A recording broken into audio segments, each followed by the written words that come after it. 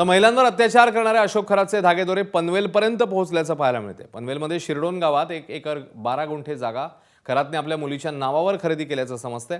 करोडोंची जमीन खरेदी करून यासाठी महसूल अधिकाऱ्यांनीही मदत केली आहे अशी चर्चा आहे। त्यामुळे पनवेलमधील जमिनी प्रकरणी राज्य सरकार चौकशी करणार असल्याची माहिती मिळते आहे।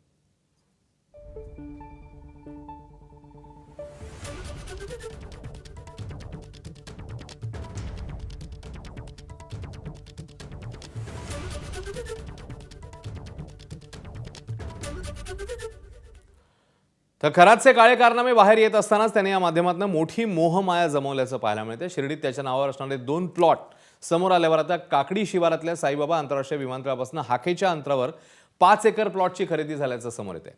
2 वर्षांपूर्वी शिर्डी विमानतळावर जात असताना या ठिकाणचा प्लॉट आवडला आणि त्याने खरेदी केला अशी माहिती प्लॉट विकणाऱ्या विजय कोते यांनी दिली।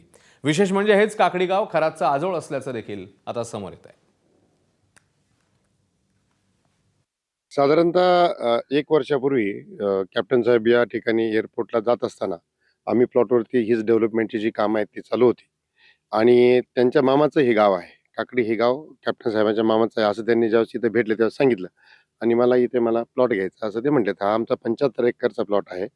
यामध्ये साधारणतः आम्ही 18 ते 20 लोक पार्टनर आहोत आणि साधारणतः येण्याची प्रक्रिया प्राथमिक मंजुरी झाली। आता अंतिम येण्याचं काम ड्रेनेज स्ट्रीट रोड सर्व झालेलं आहे। एबीपी माझा, उघडा डोळे बघा नीट।